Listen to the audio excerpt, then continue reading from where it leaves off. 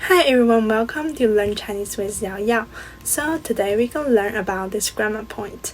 已经 it means already, and let's see how to use them. The first one, 已经 plus verb or verb first plus了.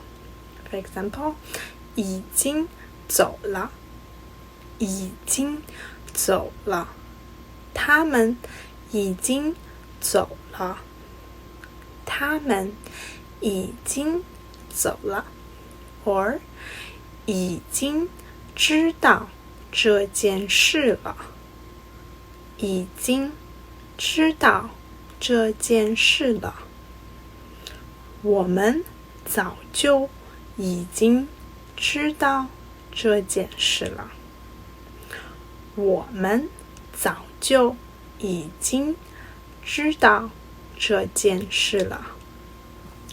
Second, 已经 plus 很 plus adjective plus 了，已经很漂亮了，已经很漂亮了，你女朋友已经很漂亮了，你女朋友已经很漂亮了，已经很便宜了，已经很便宜了，这本书已经很便宜了，这本书已经很便宜了。